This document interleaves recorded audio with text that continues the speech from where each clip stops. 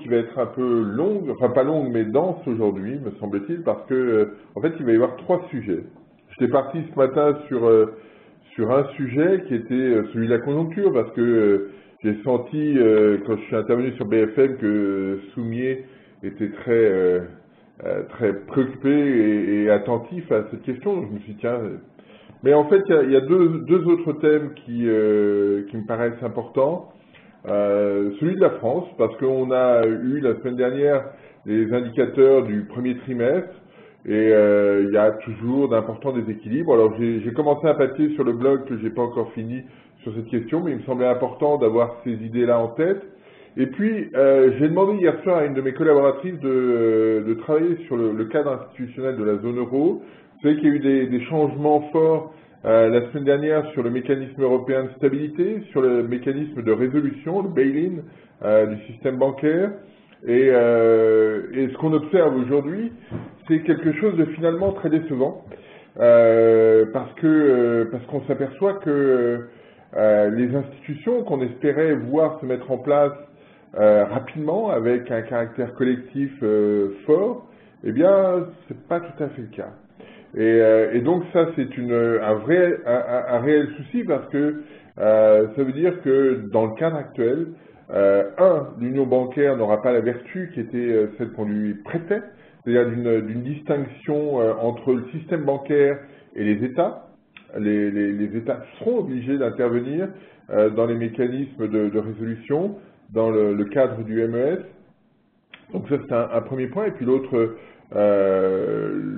aspect que je voulais évoquer, je l'ai perdu, mais ça va revenir. Mais non, ça m'est sorti de l'esprit. Mais toujours est-il que cette problématique, les problématiques institutionnelles créent une incertitude nouvelle. C'est-à-dire que globalement, les risques de crise ne sont pas écartés, et les institutions telles qu'on voulait les mettre en place, telles que les Européens voulaient les mettre en place pour parer à toute crise, eh bien ces institutions-là ne sont pas rénover autant que ce serait souhaitable. Et donc il y a un doute. Hein, le FT, dans un papier le week-end, évoquait la possibilité d'une union bancaire en 2018, au mieux. Donc on a encore du temps, mais c'est en cela que c'est extrêmement préoccupant. C'est-à-dire qu'on fait l'hypothèse on doit faire l'hypothèse que eh bien, le système doit tenir jusque-là. Et donc là, on a une problématique. Et c'est pour ça qu'il m'a semblé intéressant de demander à Aline de venir vous en parler, parce que elle vous en parlera mieux que moi, et de façon plus précise. Voilà, c'est ce que je voulais évoquer là tout de suite. Alors on va commencer bien sûr par un peu de conjoncture habituelle. On parlera ensuite de la France, on parlera ensuite de la question, est-ce que la conjoncture en Europe donne des signaux plus positifs, et puis on terminera par ce cadre institutionnel. Donc c'est quelque chose qui va être assez lourd. J'essaie de pas trop m'apesantir sur la première partie pour avoir du temps, et puis n'hésitez pas, si vous avez des questions, n'hésitez pas à nous les envoyer par mail, par lien direct, parce que c'est une opportunité à trouver. Alors, sur la conjoncture, premier point, mais qui était attendu d'une certaine manière, c'est ce qui s'est passé sur le PIB américain. On ne l'avait pas évoqué la semaine dernière, il me semblait intéressant de revenir dessus. On était sur une progression de 2% au premier trimestre, en taux annualisé, 2,4%, pardon, au premier trimestre. On est revenu à 1,8%, avec un peu moins de consommation. La consommation a été assez sensiblement révisée sur l'ensemble des premiers mois de 2013. Et puis après, il y a quelques ajustements habituels, mais toujours est-il que, c'est ce que montre un peu ce graphique, la situation ne s'emballe pas, loin de là. Vous avez en tiré vers fin une tendance que j'ai calculée sur la période point bas de 2009 jusqu'à début 2011, et on voit que depuis cette date-là, eh bien, on s'écarte progressivement de cette tendance verte, Et la raison principale, c'est une raison majeure, c'est ce que j'ai mis au graphique d'après, eh bien c'est ce carré orange ici, là, là, pas là, mais là, là, là, là. Enfin, vous voyez, c'est la réduction des dépenses publiques.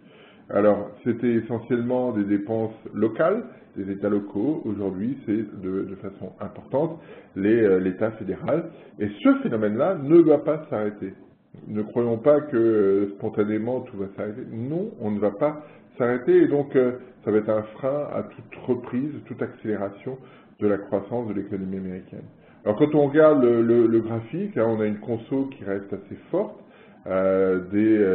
un investissement logement qui est raisonnable, un investissement productif en rouge qui n'est pas excessif, et puis voilà, il n'y a pas de drame, sauf que les dépenses publiques, et notamment les dépenses de défense, hein, c'est ça qui joue très fortement, eh bien pénalisent, pèsent très lourd sur la croissance et vont continuer à le faire. N'imaginez pas qu'on puisse s'écarter durablement de ce schéma. Donc là, il y a quelque chose auquel il va falloir être attentif et qui interroge toujours sur ce qu'on avait évoqué la semaine dernière, c'est-à-dire le scénario de la Fed de sortie du QE et d'une politique qui à terme deviendra plus restrictive. Bon, on a encore du temps, certes, mais le scénario pour l'instant crée une situation un peu incertaine sur l'idée d'une croissance très forte, très vive, etc. On n'est pas dans cette configuration et c'est un des aspects, un des points sur lequel il faut être attentif. Un autre point que je voudrais souligner, c'est la très faible contribution que peut avoir le commerce extérieur américain à la croissance. On le voit ici, on est sur quelque chose d'extrêmement réduit, de légèrement négatif et d'extrêmement réduit. Donc on est sur une dynamique préoccupante. Voilà, pour moi l'économie américaine aujourd'hui ne fait pas rêver. On a une situation intérieure qui se passe pas trop mal quand on est du côté privé, hein, puisqu'on a une contribution, si on ajoute le bleu foncé, le bleu clair, le rouge et le jaune, on a une contribution qui est grossièrement entre 2 et 2,5%, ce qui n'est pas spectaculaire non plus.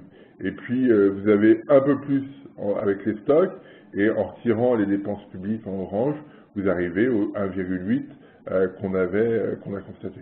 Donc on n'est pas sur quelque chose de brutal, de très fort, susceptible de créer des tensions très rapides sur le système productif américain.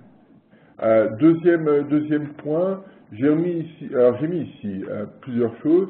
Les indicateurs de confiance qu'on a eu la semaine dernière, le Michigan en violet, le Conference Board en bleu. Alors tous les deux sont en phase d'amélioration, hein, les niveaux ne sont pas tout à fait les mêmes, mais c'est cohérent. C'est cohérent, l'évolution est cohérente avec celle de la consommation.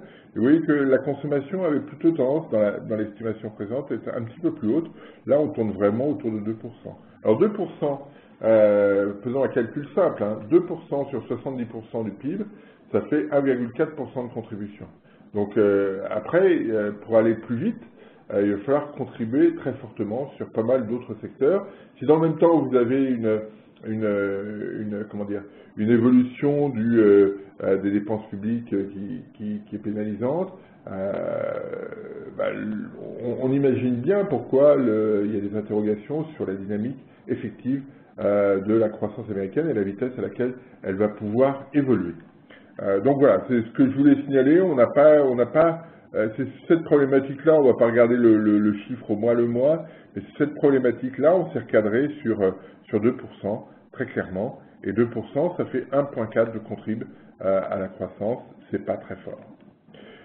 Sur l'emploi, dans les enquêtes, dans l'enquête du Conference Board, le point le plus marquant, c'est celui-là, c'est l'amélioration de l'emploi à un horizon de 6 mois. Il y a un certain optimisme chez les consommateurs américains qui se mesure ici, qui se visualise plutôt ici de façon très directe via les anticipations sur le marché du travail à 6 mois. C'est la courbe verte sur le graphique. La courbe rouge, c'est la situation actuelle, comment je perçois mon environnement sur le marché du travail. Est-ce que c'est bien, est-ce que c'est pas bien, est-ce qu'il est facile ou pas de trouver un job. On voit qu'on est toujours en territoire négatif. On n'est pas encore passé dans une situation d'amélioration rapide et forte du marché du travail, mais il y a des anticipations qui sont assez optimistes.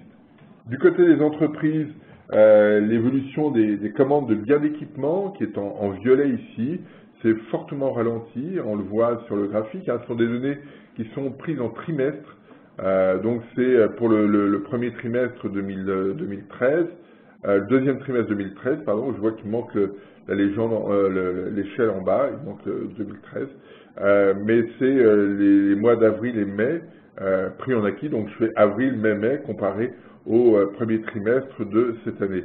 Et on voit un ralentissement assez significatif. En d'autres termes, on n'a pas le sentiment d'une dynamique d'investissement très robuste, un truc de rattrapage fort sur l'économie américaine. C'est un point sur lequel il faut être attentif parce que c'est une contribution à la croissance américaine. Et si effectivement celle-ci s'estompe un peu, eh bien, ça ne viendra pas se rajouter aussi fortement aux 1,4 points de consommation qu'on évoquait précédemment. Et donc, voilà, ça pénalise très directement la croissance américaine. Donc voilà, c'est pour ça que toutes ces raisons qu'on imagine mal une croissance dans les mois qui viennent passant durablement au-dessus de 2, peut-être en 2014 si on a envie de rêver un petit peu. Un point ici encore, sur l'évolution de l'inflation, et vous voyez, c'est l'inflation sous-jacente, l'indice PCE, c'est-à-dire l'indice calculé, l'évolution des prix plutôt calculée à partir de la consommation effective des ménages américains. Et vous voyez qu'on est à 1% de progression, 1,06% de progression au mois de mai sur un an. On est quasiment au plus bas de l'inflation, on est au plus bas de l'inflation américaine sous-jacente. Et ça devrait inquiéter Bernanke, pour l'instant ça ne le fait pas, mais c'est quelque chose auquel on doit être forcément attentif, parce qu'on ne perçoit de tension nulle part, et que si on s'écarte durablement de l'objectif de 2%, eh bien il faudra, quoi qu'il arrive, que la Fed révise sa stratégie monétaire, parce qu'il faut que la situation revienne sur un objectif à 2%. Là, le risque de tomber en déflation n'est pas complètement à exclure, et c'est un des points sur lesquels on doit être forcément très attentif. Donc là, on voit bien l'économie américaine, pas d'éléments d'accélération très rapide, et un risque d'inflation modéré, encore un bon moment, mais avec les risques que ça pose, parce que globalement, vous pouvez avoir le sentiment que certains prix baissent, et c'est préoccupant. Alors, la statistique qui s'est plutôt bien comportée, c'est celle des promesses de vente. Vous avez ici en bleu l'évolution des promesses de vente immobilières, et puis en violet l'évolution la vente de maisons. Et vous voyez que les choses sont assez cohérentes. On a un marché immobilier qui se tient plutôt bien, et c'est pour ça que la situation doit être gérée de façon assez précise sur le plan de la Fed pour éviter que la hausse des taux ne handicape et ne contrarie cet élan du marché immobilier américain. Donc là, on a un signal plutôt positif, mais sur lequel il faut être, qui pourrait devenir plus fragile si les taux restaient élevés. Je pense qu'il faut être attentif à ça. Hein. On a lu dans beaucoup de choses que les taux d'intérêt, finalement, s'ils étaient plus hauts, ça ne changerait pas grand-chose. Je crois qu'il faut être assez attentif à cette question, parce que, généralement, les taux d'intérêt l'emportent toujours. Et donc, si on a une remontée de taux, ça pénalisera très clairement l'activité. Sur le Japon, deux choses, l'évolution de l'inflation, il n'y a pas grand-chose, on est à moins 0,30, voilà, les choses se stabilisent. J'avais regardé les raisons de cette amélioration, il y a un peu un peu moins de déflation dans les loisirs, enfin il n'y a pas de mouvement homogène de de réduction de l'inflation. On est passé de moins 0,7 à moins 0,3, mais ça n'est pas, il n'y a pas d'élément qui, vous voyez, une espèce de dynamique commune qui tirerait l'inflation à la hausse. Pour l'instant, on n'y est pas. Le point intéressant, c'est celui-là, c'est d'observer que, voilà, ça fait plusieurs mois maintenant que la production industrielle japonaise remonte. On est sur un côté assez pertinent, enfin assez vertueux du côté japonais. On a une dynamique d'activité qui s'améliore.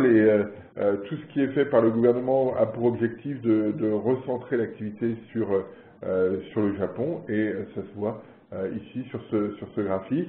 Et la question, on en reparlera tout à l'heure, mais la question préoccupante, enfin à laquelle on doit être attentif plutôt, c'est de se demander si effectivement d'autres pays de la région ne seraient pas tentés par une politique similaire à celle du Japon. C'est quelque chose auquel on doit être attentif dans les semaines et les mois qui viennent. Je pense notamment ici à la Corée, bien sûr. Alors, sur la zone euro, on a eu quelques chiffres. On a eu les chiffres de l'IFO en Allemagne qui étaient en légère amélioration. Il m'a semblé intéressant de regarder le détail. Et en fait, l'amélioration vient du secteur manufacturier, mais à un très bas niveau. Hein, il n'y a pas d'accélération. Le marché immobilier continue d'atterrir. Hein, on est loin maintenant des plus hauts. Il atterrit sur les anticipations notamment. Et puis les dynamiques, les données de demande intérieure, que ce soit les ventes de détail en orange ou la dynamique des grossistes, eh bien tout ça reste modéré. Aujourd'hui, on ne sent pas d'accélération très forte. Donc on a un modèle, un indicateur IFO qui se stabilise, mais qui ne va pas dans l'excès. Et puis, autre point sur l'évolution du marché du travail, vous avez en bleu l'évolution sur un an de l'emploi en Allemagne, et vous avez en violet la composante emploi de l'enquête PMI en Allemagne. Alors il y a une assez bonne cohérence entre les deux. Le chiffre des PMI va jusqu'au mois de juin. J'ai pris l'estimation flash pour l'ensemble de l'économie. La courbe bleue va jusqu'au mois de mai, mais on ne perçoit pas pour l'instant de retournement. Voilà, c'était juste pour avoir cette vision. Ça peut avoir une incidence peut-être sur le comportement préélectoral, hein, puisque je vous rappelle qu'en septembre, le 22 septembre, il y a des élections en Allemagne, et que cette situation pourrait, la situation conjoncturelle d'ici là pourrait faire évoluer les programmes. Sur l'Irlande, juste pour... parce qu'il y a toujours des gens qui nous disent l'Irlande, c'est génial, c'est un truc qui marche vachement bien. Pas sûr. Je fais pas partie des idolâtres de l'Irlande. Et aujourd'hui, l'Irlande est en récession. Et on voit bien que si effectivement l'indicateur a baissé d'une grosse dizaine de pourcents entre ici et là, on a du mal à redécoller. Le commerce extérieur joue éventuellement le rôle d'accélérateur, mais les Irlandais, en dehors de Dublin, ont beaucoup de mal. La demande interne est très médiocre, l'investissement est très médiocre, et donc il y a une économie très, très asymétrique, pas du tout tournée sur le marché intérieur. Donc attention aux emballements. Le commerce extérieur joue un rôle favorable, mais parce que vous savez qu'il y a de très grandes entreprises qui sont installées là-bas et qui génèrent une dynamique forte, mais qui ne profite pas à l'ensemble des Irlandais. Ça profite quand vous allez à Dublin, vous avez des quartiers qui vont bien, et puis des quartiers moins internationaux qui vont nettement moins bien. Et puis voilà, passons à l'économie française. Il y a pas mal de choses à raconter. Donc, qu'est-ce qu'on a observé? Vous avez ici l'évolution en violet de l'indicateur de l'INSEE sur la France, avec une lecture toujours très simple. Hein.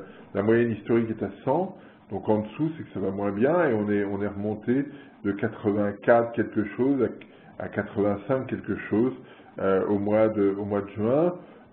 C'est le léger rebond qui est ici. J'ai mis en bleu ici l'évolution du PIB en variation sur un an, et on voit que c'est assez cohérent. Pour l'instant, on n'est pas en phase d'inversion de dynamique du PIB quand on regarde cet indicateur. Donc, il me semblait que c'était pertinent de regarder ça en d'autres termes. Pour l'instant, l'indicateur de l'INSEE ne nous donne pas de signaux, notamment sur les services, notamment sur la construction. Là, on a des choses qui sont extrêmement négatives, qui restent très négatives. Il y a éventuellement une légère amélioration sur le secteur de l'industrie. On l'avait évoqué la semaine dernière, mais on confirme cette idée que l'industrie est en train de se stabiliser en Europe et en France. Les signaux sont un petit peu plus forts. Il me semblait intéressant de souligner. Il n'empêche que pour l'ensemble de l'économie, la dynamique reste extrêmement préoccupante et derrière cela, vous avez une question liée à l'emploi. Hein. Comment on fait pour, quand on a une dynamique aussi réduite, comment on fait pour retrouver de l'emploi? Alors vous pourriez me dire, mais on a vu les chiffres du mois de mai, il n'y a pas de souci, il n'y a pas de chômeurs supplémentaires. Alors, pour bien visualiser cette question, j'ai mis ici en bleu les entrées à Pôle emploi. Vous voyez qu'il n'y a pas beaucoup de changements, on est sur une tendance horizontale. Et en rouge, les sorties de Pôle emploi. Et vous voyez qu'au mois de mai, il y a une accélération quand même très spectaculaire. Et c'est cette accélération très spectaculaire qui explique le quasi zéro d'évolution d'inscrits à Pôle emploi sur le mois de mai. Et si on regarde dans le détail, alors on peut se dire, voilà, ces sorties, ça pourrait correspondre à des reprises d'emploi, etc. Pas du tout. Le facteur qui joue très fortement, c'est les sorties de Pôle emploi pour cessation d'inscription par défaut d'actualisation. Donc vous voyez que le chiffre en avril était particulièrement bas, le chiffre du mois de mai est particulièrement haut, et donc vous avez une situation de décalage. Alors le chiffre d'inscription à Pôle emploi était probablement un peu excessif au mois d'avril, il est probablement beaucoup trop faible au mois de mai. On ne peut pas faire l'hypothèse qu'on va rester sur 220 000 suppressions de personnes de Pôle emploi tous les mois pendant un bon moment. Donc cette situation-là ne peut pas être spontanément prolongée. Je reviens juste quand même sur cette problématique, hein, et écartons ce point un peu particulier du mois de mai, mais je reviens sur les politiques d'emploi qui sont souvent évoquées. Hein. Le but du jeu, c'est généralement de sortir, de réduire ce flux entrant qui est en bleu ici. Hein, les contrats d'avenir, c'est ça. Donc c'est cette problématique-là. On réduit les entrées et donc comme il y a quand même un flux de sortie, eh bien la situation s'ajuste un peu différemment. Autre point sur l'économie française, la confiance des consommateurs qui est sortie aussi la semaine dernière. J'ai été voir sur le site de l'INSEE, j'ai retrouvé une série plus longue que celle que j'avais, qui démarre en 87, mais que l'INSEE a rattaché cette série à la précédente, et vous avez ici des chiffres sur 40 ans, et vous voyez que ce soit sur l'indicateur en violet ici, que ce soit sur l'indicateur des perspectives des ménages à l'horizon de 6-12 mois, quelle est votre perception de l'environnement de la France? Eh bien, on est au niveau le plus bas historique sur 40 ans, au moins, de cet indicateur. Donc là, il y a une vraie préoccupation à avoir, c'est de savoir comment, qu'est-ce qu'on construit pour le consommateur aujourd'hui. Est-ce qu'on peut faire l'hypothèse que ce consommateur va spontanément se remettre à dépenser alors qu'il est particulièrement inquiet? Alors pourquoi est-il inquiet?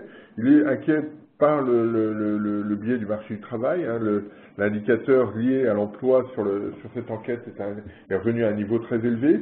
Et puis l'autre point, c'est que on annonce beaucoup de choses sur les retraites, sur le changement, la mise en place de la loi sur le marché du travail. Tous ces éléments sont anxiogènes et c'est à mon sens une des explications majeures de cette rupture, de se dire finalement qu'est-ce qui va se passer dans les mois qui viennent, j'ai pas d'idée et je sais pas très bien à quelle sauce je vais être mangé, et donc il n'y a pas de facteur qui permettrait de redresser spontanément cette perception de l'environnement. Alors, et puis la conso est modérée, hein. Vous voyez que depuis début 2011 à peu près, eh bien, on est plutôt sur une tendance baissière, hein, on le voit ici, on est sur cette dynamique-là. Alors ça rebondit un petit peu au mois de mai, mais ça n'a rien de spectaculaire. J'ai pris les données hors pétrole, hors énergie, parce qu'on a un comportement un petit peu particulier aujourd'hui sur le pétrole, du fait de la température, etc. Je remets la tendance de manière plus fine. Du fait de la température, on n'utilise plus, donc ça sort un petit peu des comportements, et c'est ça que j'ai voulu mettre en avant ici, c'est quel est le comportement des Français une fois qu'on élimine l'énergie et le caractère particulier qu'il peut avoir. Alors, sur les chiffres qui ont été publiés mercredi ou jeudi, voilà, j'ai fait un petit inventaire. Vous avez ici d'abord le chiffre du PIB qui est stable, quasiment depuis 2011. Hein, c'est ce qu'on voit ici sur le graphique. Ça, c'est un graphique que j'ai souvent présenté, mais qui pour moi traduit bien la problématique. La question qui est posée, c'est comment on fait pour aller dans ce sens-là, comment on fait pour retrouver une allure de croissance plus positive, qu'est-ce qui d'un seul coup va déclencher un changement de tendance. Pour l'instant, on n'a pas d'idée, et moi j'en ai pas particulièrement. Le point le plus préoccupant, c'est celui-là, c'est l'évolution d'un indicateur de productivité. On est à 0 au début de l'année 2013.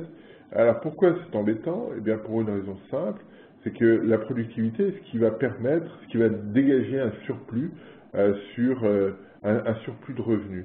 Et ce surplus de revenus va pouvoir ensuite être distribué aux salariés, aux détenteurs du capital, etc. La question à laquelle on est confronté aujourd'hui en France, c'est que la progression de cette productivité est nulle. Hein, c'est ce qu'on voit sur le dernier point. Ça veut dire que le gâteau ne grossit pas, et que comme le gâteau ne grossit pas, eh bien, il faut le partager différemment. Enfin, chacun va vouloir le partager à sa sauce, et c'est ça, à mon sens, une des préoccupations majeures à laquelle on est confronté, parce que tant que la productivité n'augmentera pas, on ne pourra pas faire l'hypothèse que dans un partage du revenu, tout le monde sera gagnant. On est dans une logique où, puisque le gâteau reste de la même taille, ce que je te prends, tu le perds. Et alors que dans une situation où il y a de la croissance, eh bien moi je peux prendre, mais toi tu ne perds pas, parce que ton revenu augmente, ton revenu reste stable. Quand la productivité n'augmente pas, c'est le problème associé, et c'est vraiment le point majeur aujourd'hui de l'économie française. C'est pour ça que souvent j'insiste sur le rôle de l'investissement, parce que cette question-là est essentielle. Enfin, l'investissement est essentiel pour retrouver une allure de croissance. Donc ça, c'est une croissance de la productivité, pardon. Donc ça, c'est vraiment pour moi l'enjeu essentiel aujourd'hui. Et on voit bien que toutes les problématiques de réforme structurelle sont des problématiques de rapport de force, d'une certaine manière. On a parlé il y a 15 jours du rapport Moreau. Et le rapport Moreau, c'est la problématique entre actifs et retraités. Donc il y a une problématique de répartition du revenu. Comment je répartis entre ceux qui travaillent et ceux qui sont retraités? Quelle est la clé de partage que je dois mettre en place? Quand le revenu progresse très vite, c'est pas compliqué. Quand le revenu ne progresse pas, ça devient plus compliqué. Quand on discute des allocations chômage, est-ce que c'est une problématique de revenu, de partage du revenu entre les gens qui travaillent et ceux qui sont au chômage? Et donc, qu'est-ce que je suis prêt à accepter, moi qui travaille, comme allocation chômage pour ceux qui ne travaillent pas, parce que sachant qu'il y a un partage du revenu qui est différent. Alors, ce n'est pas être égoïste de dire ça, c'est simplement d'observer que ces questions sont des questions liées au partage des revenus, et c'est quelque chose d'essentiel. Et la discussion sur le marché du travail, c'est aussi ça, c'est comment rendre les choses flexibles pour que à un moment donné, ça me soit plus favorable, moi qui suis salarié, et qu'à un moment donné, pour des raisons, ce que les économistes appellent des états de la nature différents, ça soit plus favorable à l'entreprise. Mais on voit bien que c'est aussi, là aussi, une problématique de partage des revenus, et c'est quelque chose auquel on doit être attentif aujourd'hui, compte tenu du fait que le revenu ne progresse pas ou peu. Hein, c'est ça l'enjeu. C'est pas une vue de l'esprit simplement, c'est qu'il n'y a pas de progression du revenu et que de ce fait-là, il faut le partager, mais le partager à partir d'une base qui est la même. Alors, j'évoquais l'investissement comme source de rebond de l'activité, comme source de création de revenus, mais pour l'instant, on n'y est pas tout à fait encore. Vous avez ici l'évolution du taux de marge des entreprises, c'est-à-dire ce qui, de la valeur ajoutée, de leur reste une fois qu'elles ont payé toutes les charges salariales et les impôts sur la production. Et on voit que depuis 2008, eh bien, on a un ajustement extrêmement fort. Ça se voit notamment et principalement dans le secteur dans le secteur manufacturier, dans le secteur industriel, où là, il y a une distorsion extrêmement forte. Dans les services, c'est moins vrai. On a moins cette perception du changement d'équilibre. Mais là, vous avez quelque chose d'extrêmement fort qui pose un problème dans le financement dans la capacité à financer l'investissement. Et c'est toute une série de problématiques qui sont souvent posées. C'est-à-dire, ben voilà, et qu'on a déjà évoqué ici, quand les marges disponibles pour les entreprises se réduisent, il faut comment les inciter à investir. Il faut qu'il y ait un cadre qui soit un peu plus stable pour les inciter à prendre des risques et probablement faire de telle sorte qu'elles aient les capacités de lever des fonds. Alors c'est toute la question qui est posée, qui a été posée, qui est un peu en sommeil, je trouve, sur la possibilité de financer sur un marché organisé, autre que bancaire, le financement des entreprises. Alors on sait qu'il y a une démarchéisation, une débancarisation qui peut s'observer, mais là il y a un enjeu très fort et on voit bien que du côté de l'investissement, on est sur quelque chose d'assez faible. Hein, c'est ce qu'on voit ici jusqu'au premier trimestre 2013. C'est en pourcentage du PIB. Vous voyez qu'on avait eu un point haut en 2008 et que depuis, après un rebond en 2009-2010, la situation se dégrade. Et donc la question ici, c'est quid de l'innovation, quid du renouvellement du processus productif. Là, il y a une vraie question qui est posée. Et associé à cela, eh bien, vous avez un problème de compétitivité. Moins vous investissez, moins vous êtes compétitif. Hein, et donc là, vous avez une situation qui, depuis 2008, se dégrade de façon importante. Hein, 2008, c'est ici. C'est-à-dire que depuis 2008, on est dans cette phase ici avec un solde extérieur qui est systématiquement entre 2 et 3% de PIB. C'est extrêmement fort. C'est quelque chose d'innovant, si je puis dire, dans l'histoire, parce que ici, sur cette période-là, c'était beaucoup plus court et beaucoup plus faible. Là, on a quelque chose d'extrêmement préoccupant, parce que le financement se fait soit en vendant des actifs, soit en s'endettant. Vous pouvez choisir l'un ou l'autre. Pour l'instant, la France a choisi de s'endetter, mais quel est le facteur qui permettra à ce solde de se rééquilibrer, de revenir vers zéro? Alors bien sûr, il y a l'énergie, mais tout le reste doit compter aussi. Il y a plein de pays qui importent de l'énergie et qui ne sont pas déficitaires. Là, il y a un enjeu et on a une mesure ici, pour moi, très simple du manque de compétitivité des produits français sur la problématique de produits de moyenne gamme, etc. Tous n'y sont pas, mais en moyenne, c'est ce que représente le graphique ici. On a des exportations qui ne sont pas suffisamment attrayantes pour que tout le monde s'y précipite. Hein, c'est un peu le souci. Du côté, alors restons du côté des entreprises. Hein, si on a une problématique de taux de marge, on a aussi d'une certaine manière une problématique de coût salarial unitaire. Vous voyez, c'est l'indicateur en violet ici, que j'ai remis en niveau en 1990. Vous voyez que ce coût salarial unitaire augmente. Alors il augmente parce que les coûts salariaux augmentent, pas forcément le salaire de chacun d'entre nous, mais le coût salarial global avec les charges augmente, et comme la productivité n'augmente pas, alors on aurait pu regarder un autre indicateur de productivité, comme la productivité n'augmente pas, eh bien on a un coût salarial unitaire qui augmente de façon significative et qui pèse forcément sur la compétitivité de l'économie française. Et vous avez en bâtonnet ici l'évolution trimestre par trimestre du coût salarial unitaire sur toute la période, et avec une accélération qui est assez significative depuis 2011. Donc voilà, c'est ce que je voulais regarder. Du côté du consommateur, deux choses. Le premier, c'est une baisse du pouvoir d'achat, on le voit ici, l'indicateur qui a tendance à baisser, même si au premier trimestre, il y a eu une accélération, un léger rebond. Et puis le deuxième point, ce qui est intéressant, c'est que malgré ce rebond, eh bien, les ménages ne se sont pas précipités pour consommer. Ils ont reconstitué leur épargne, et on voit ici le taux d'épargne qui est revenu à 16% au premier trimestre.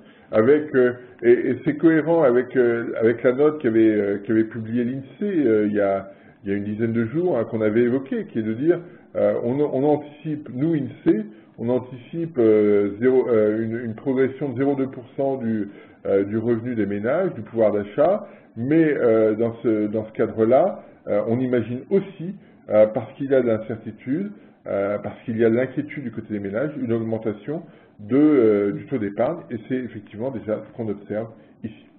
Voilà ce que je voulais évoquer sur l'économie française. Donc on a encore beaucoup de déséquilibres sur cette économie.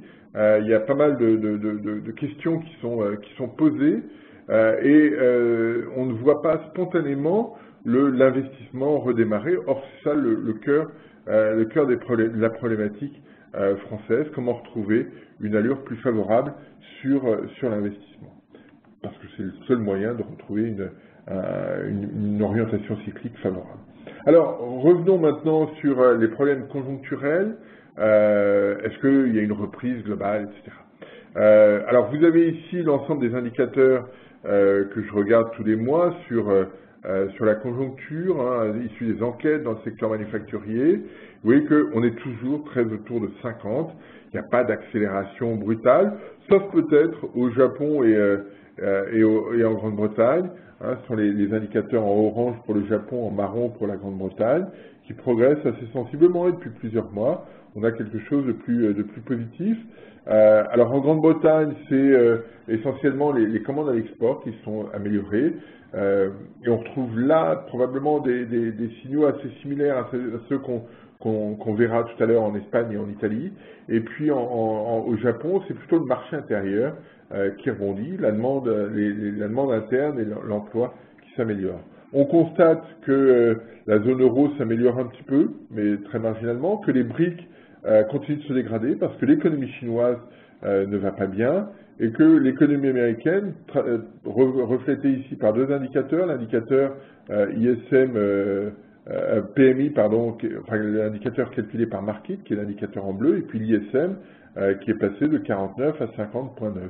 Donc, quand on regarde les indicateurs américains, on n'a pas le sentiment d'une situation d'amélioration très brutale.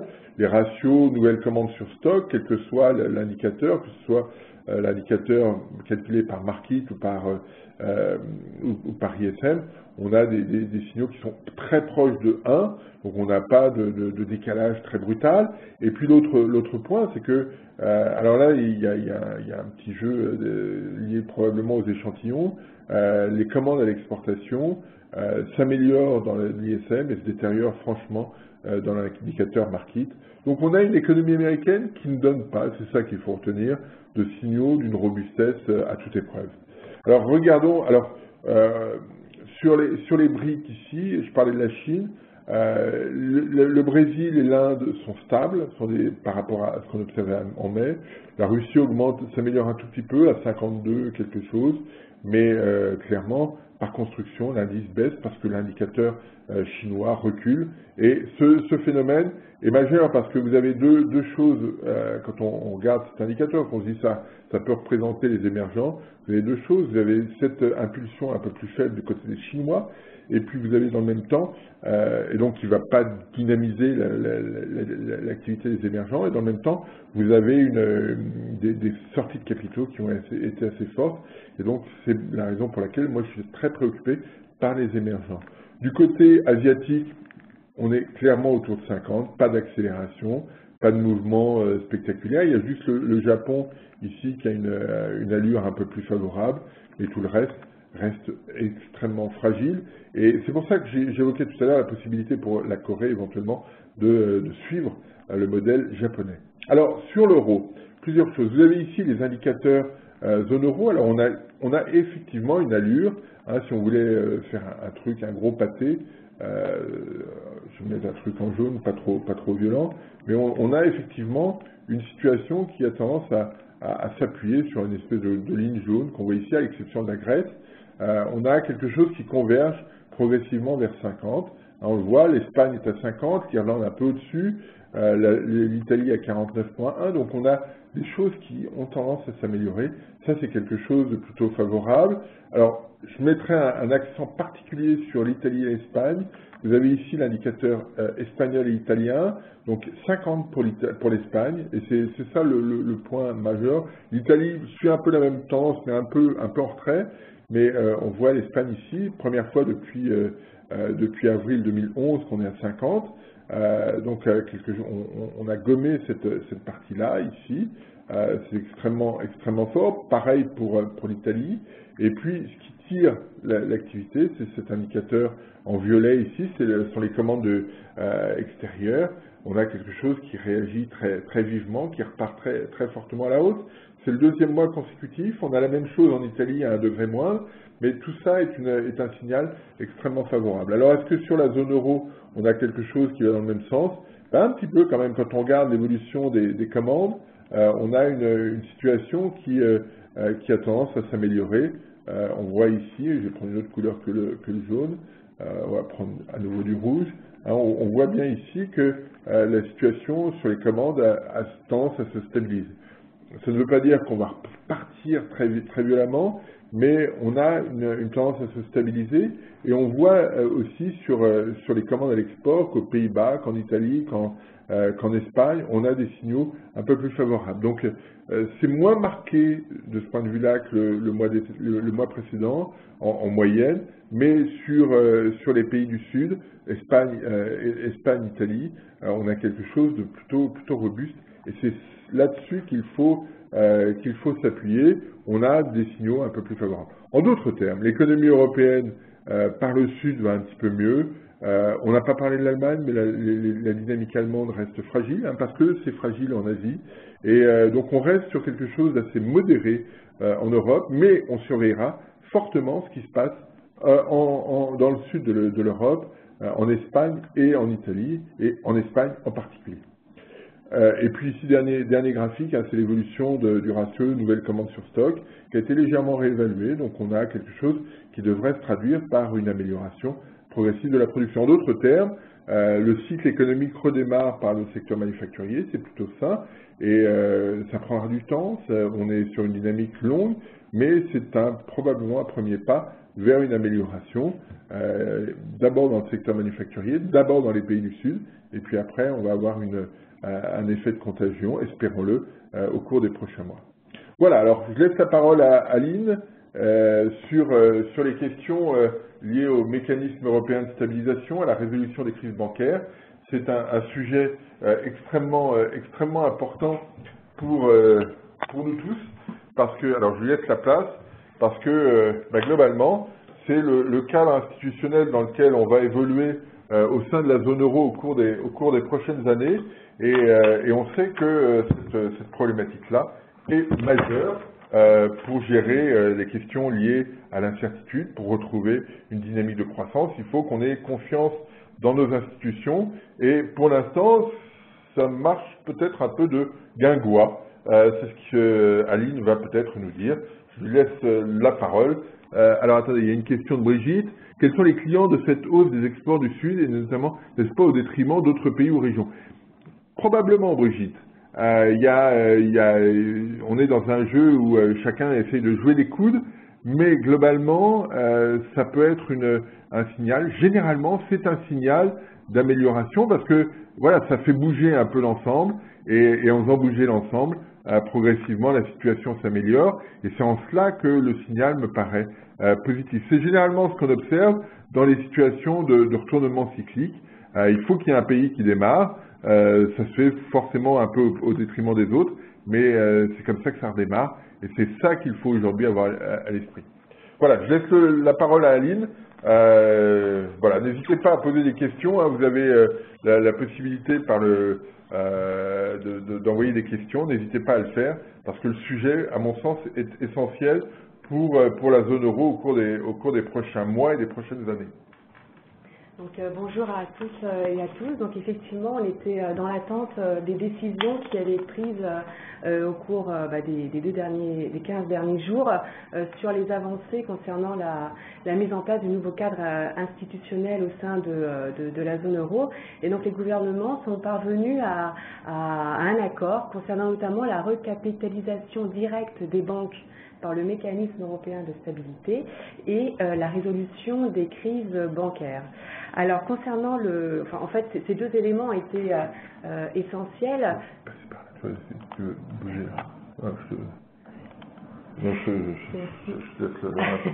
Donc ces deux éléments étaient essentiels justement pour éviter que des crises comme on a connu à partir de 2010 et 2011 ne se reproduisent, c'est-à-dire que la fragilisation d'un système bancaire, comme on l'a vu en Irlande, ne fragilise à son tour la position financière de l'État, puisque celui-ci doit intervenir pour recapitaliser les banques. Donc le fait qu'un mécanisme soit créé et qu'il lui soit donné la possibilité de recapitaliser directement les banques était vraiment essentiel pour permettre d'éviter qu'une telle crise ne se reproduise et fragilise à son tour les finances publiques et se propage finalement à l'ensemble de la zone européenne.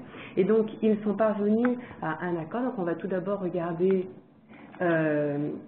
les mesures, enfin le cadre opérationnel de cette recapitalisation directe des banques par le mécanisme européen de stabilité. Donc il y a beaucoup de détails, mais ce qu'il faut retenir, c'est que l'objectif effectivement c'est de préserver la stabilité financière de la zone euro et de ses États membres, et puis essayer de réduire le risque de contagion du secteur financier vers les États.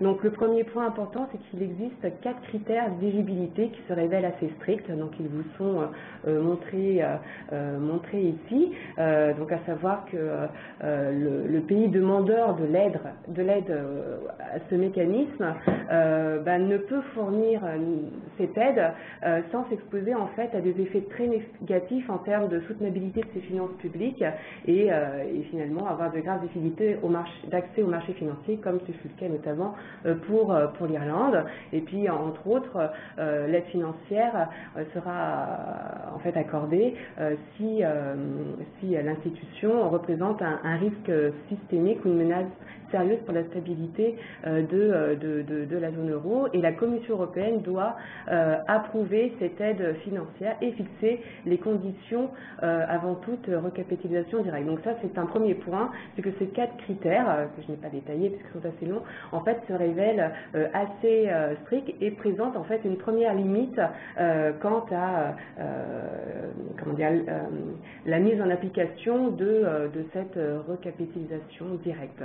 La deuxième limite, et pas des moindres, c'est le montant de cette aide financière qui n'est fixé qu'à 60 milliards d'euros.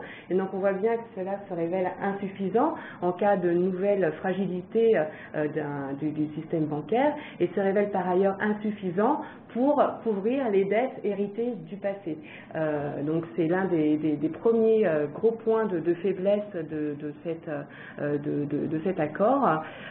Et le troisième, et pas des moindres, c'est qu'en fait, avant que ce mécanisme soit activé, il faut déjà que les capitaux privés soient tout d'abord sollicités. Donc nous verrons dans un deuxième temps les conditions de mise en place, de la participation de ces capitaux privés, et que dans un second temps,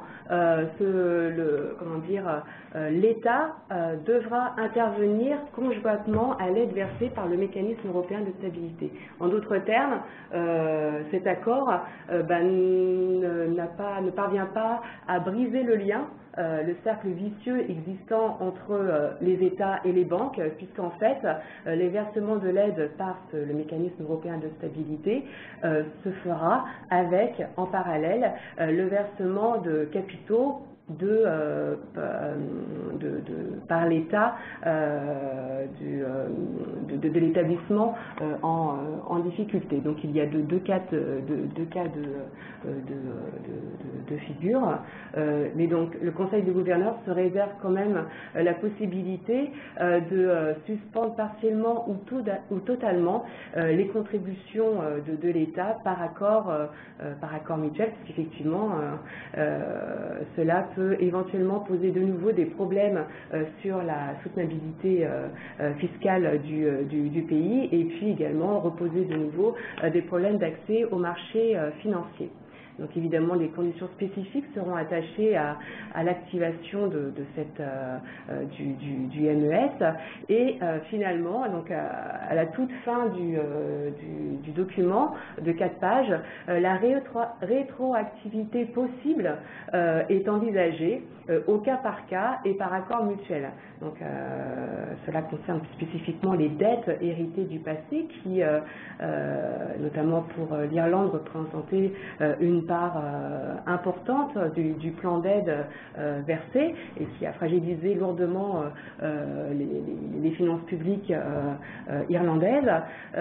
Et donc finalement, la rétroactivité est possible au cas par cas et par accord mutuel, et a priori les déclarations du ministre des Finances allemand vont clairement pas dans le sens d'une rétroactivité possible, puisqu'il a largement sous-estimé cette possibilité, à savoir que l'Irlande ne devait pas compter spécifiquement sur cela. Et donc finalement, pour conclure, ce cadre opérationnel se révèle décevant, puisque clairement il ne parvient pas à briser le cercle vicieux existant entre la situation des banques et celle des États, puisque finalement, pour que le MES recapitalise directement les banques, il faut qu'à côté de ce dernier, l'État participe également à cette recapitalisation. Donc cela est un problème majeur qui est aggravé par le fait que le montant se révèle très marginal, puisqu'il ne représente que 60 milliards d'euros. Et il a une troisième limite, vient du fait que selon certains officiels, finalement ce mécanisme ne serait pas opérationnel avant l'automne 2014, alors que des stress tests vont être effectués durant le printemps, et que la BCE le mécanisme de supervision bancaire sous l'égide de la BCE va se mettre en place à la mi-2014. Donc finalement, ce mécanisme ne sera pas à sa disposition après, lorsque les résultats du stress test seront sortis, et puisqu'en fait il ne devrait être mis en place pas avant l'automne 2014.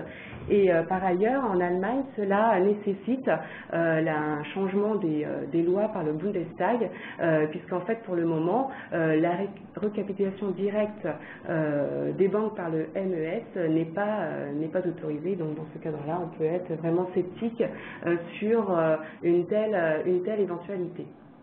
Donc ça, c'était pour le premier point.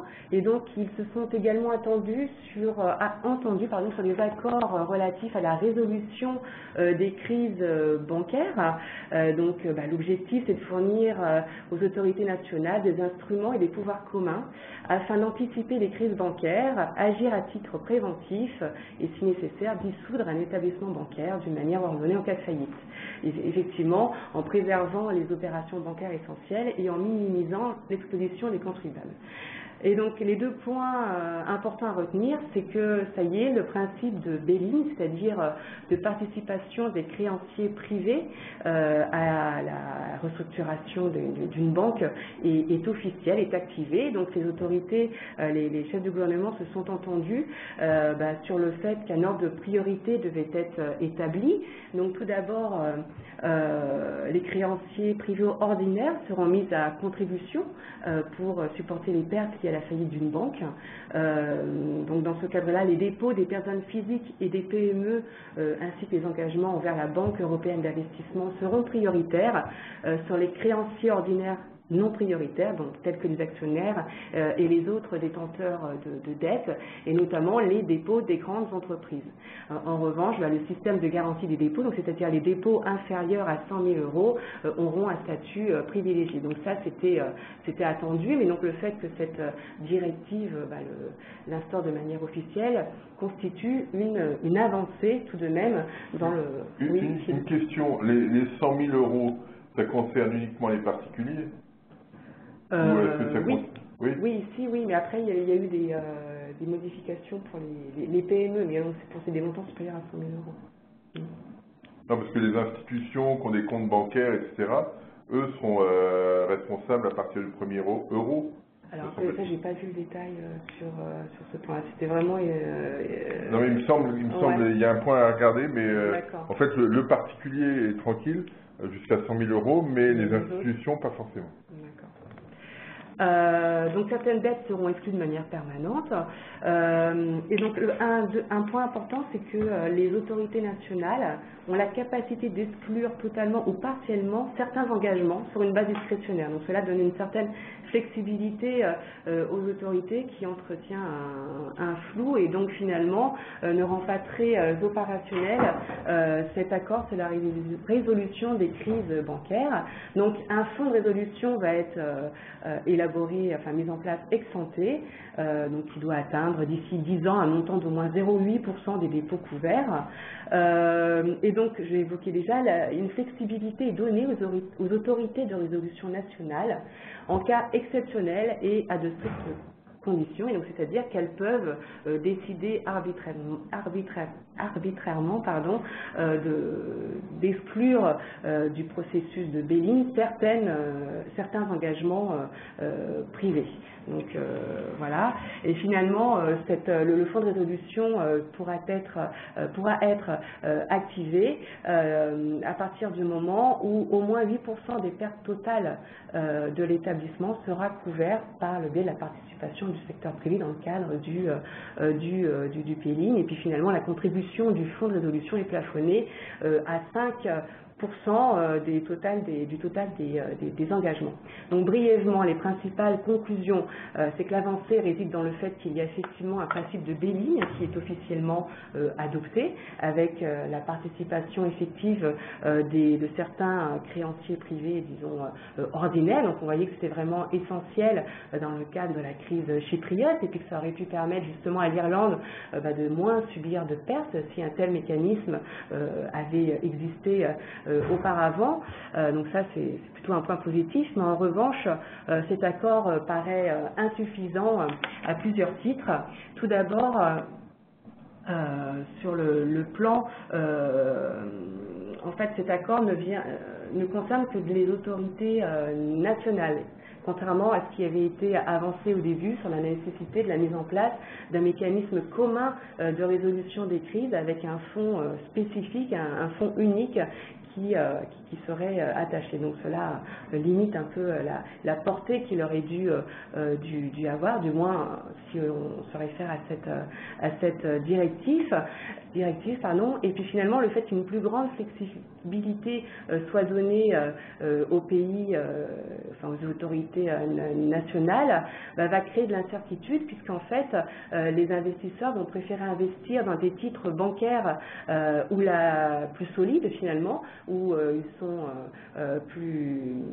où le risque de participation du secteur privé apparaît plus limité, et donc vont délaisser a priori les pays où le système bancaire apparaît plus fragilisé. Et donc c'est là l'introduction d'une telle flexibilité, c'est un problème puisque cela réduit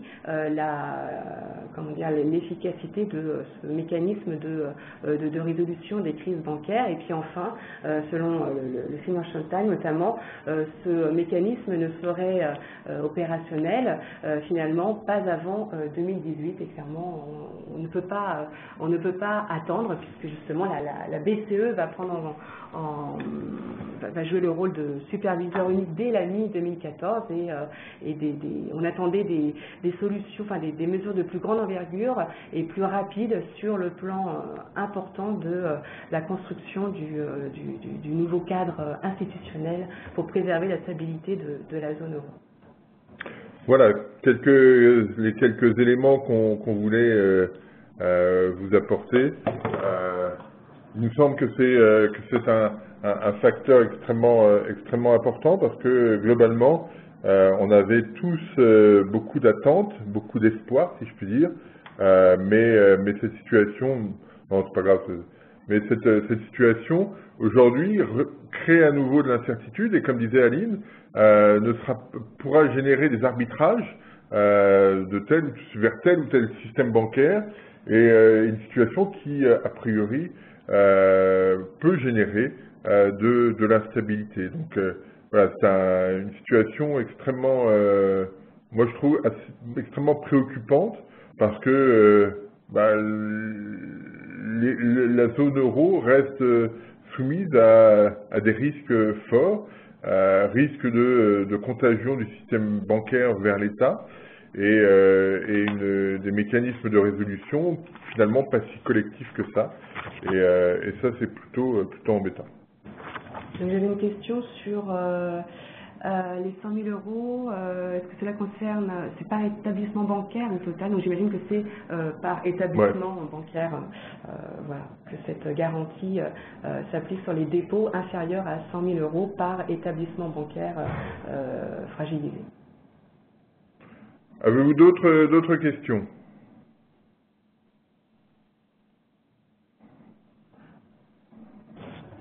Si nous vous avons assommé, nous en sommes désolés, parce qu'a priori, il n'y a pas de questions. Eh bien, je vous donne rendez-vous la semaine prochaine. Quoique non, la semaine prochaine, je ne suis pas là. Je serai à Londres. Donc, je vous donne rendez-vous début août, parce qu'après, je pars en vacances.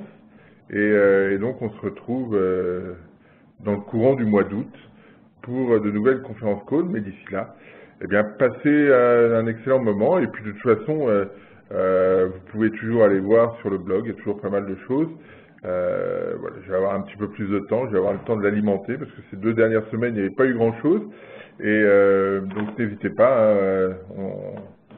mais on viendra dans le courant du mois d'août, je ne sais pas encore très bien à quel moment, mais là, pour l'instant, eh bien, les conf calls s'arrêtent. Faute de combattants, puisque je ne serai pas là la semaine prochaine, et après je pars en vacances. Bonne semaine à tous, et puis à bientôt. Ciao!